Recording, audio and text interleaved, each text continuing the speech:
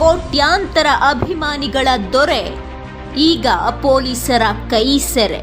ಪವಿತ್ರ ಗೌಡಗಾಗಿ ಅಮಾಯಕನ ಪ್ರಾಣ ತೆಗೆದ್ರ ನಟ ದರ್ಶನ್ ರವರು. ಅಭಿಮಾನಿಗಳನ್ನೇ ತನ್ನ ಉಸಿರು ಎನ್ನುವ ನಟ ಇಂತಹ ಕೆಲಸ ಮಾಡೋಕೆ ಸಾಧ್ಯನಾ? ಕೇವಲ ಒಂದು ಕೆಟ್ಟ ಕಮೆಂಟ್ಗೆ ಒಂದು ಅಮಾಯಕ ಜೀವವೇ ಬಲಿಯಾಯ್ತಾ? ಈ ರಾಕ್ಷಸಿ ಪವಿತ್ರ ಇಂದ ಒಂದಲ್ಲ ಒಂದು ಸಮಸ್ಯೆ ವಿವಾದ ಆಗ್ತಲೇ ಇದೆ. ಇವಳಿಂದ ನಮ್ಮ ಡಿ ಬಾಸ್ಗೆ ಮುಕ್ತಿ ಸಿಗೋದಾದ್ರೂ ಯಾವಾಗ ದೇವ್ರೆ ಅಂತ ಹಿಡಿ ಶಾಪ ಆಗ್ತಿದ್ದಾರೆ ದರ್ಶನ್ ರವರ ಅಭಿಮಾನಿಗಳು. ನಮಸ್ತೆ ಗೆಳೆಯರೇ, ಮಾಹಿತಿ ಮಾಧ್ಯಮಕ್ಕೆ ಸ್ವಾಗತ.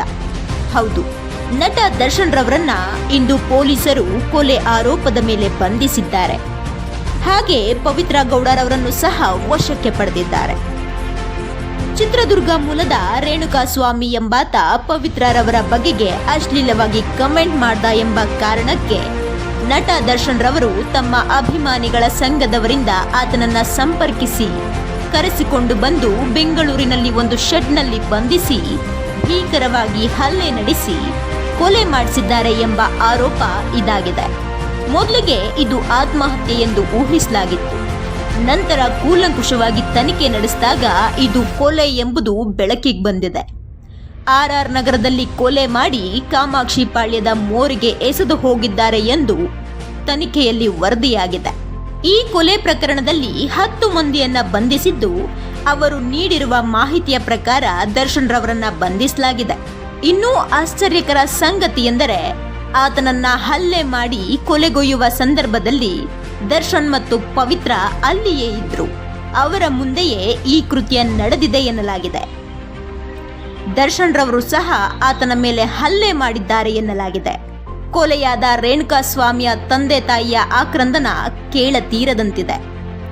ಸದಾ ಸಮಸ್ಯೆ ವಿವಾದಗಳನ್ನೇ ಸೃಷ್ಟಿ ಮಾಡುವ ಪವಿತ್ರಗಾಗಿ ದರ್ಶನ್ ರವರು ಇಂತಹ ಕೆಲಸ ಮಾಡಿದ್ದಾರೆ.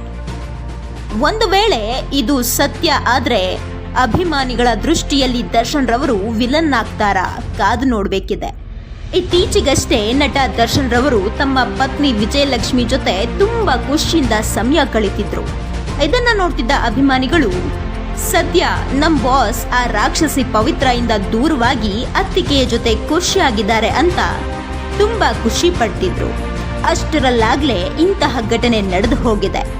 ಅಭಿಮಾನಿಗಳಿಗೆ ಇದು ನಂಬಲಾಗದ ಕಹಿ ಘಟನೆಯಾಗಿದೆ. ಅದೇ ರೀತಿಯಾಗಿ ದರ್ಶನ್ ರವರ ಮನೆಯ ಮುಂದೆ ಬಿಗಿ ಪೊಲೀಸ್ ಬಂದೋಬಸ್ತ್ ಮಾಡಲಾಗಿದೆ.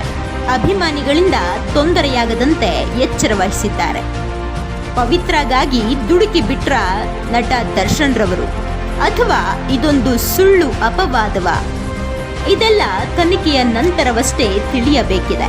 ಒಂದು ವೇಳೆ ಈ ಆರೋಪ ನಿಜವಾಗಿದ್ದು ಒಬ್ಬ ಅಮಾಯಕನ ಜೀವ ನಟ ದರ್ಶನ್ ರವರಿಂದ ಹೋಗಿದ್ರೆ ಅಭಿಮಾನಿಗಳಿಂದ ದರ್ಶನ್ ರವರಿಗೆ ಕ್ಷಮೆ ಸಿಗುವುದು ತುಂಬಾ ಕಷ್ಟ ಅಂತ ಹೇಳ್ಬೋದು. ಇಷ್ಟು ವರ್ಷಗಳು ಅಭಿಮಾನಿಗಳಿಂದ ಗಳಿಸಿದ ಪ್ರೀತಿ, ನಂಬಿಕೆ, ವಿಶ್ವಾಸ ಕ್ಷಣಗಳಲ್ಲಿ ಕಳೆದು ಹೋಗುತ್ತೆ. ಆದ್ರೆ ಇಂತಹ ಘಟನೆ ಆಗದಿರಲಿ, ನಮ್ಮ ಬಾಸ್ ನೆನಪರಾಧಿಯಾಗಿರಲಿ ಎಂದು ಅಭಿಮಾನಿಗಳು ದೇವರಲ್ಲಿ ಪ್ರಾರ್ಥಿಸಿದ್ದಾರೆ.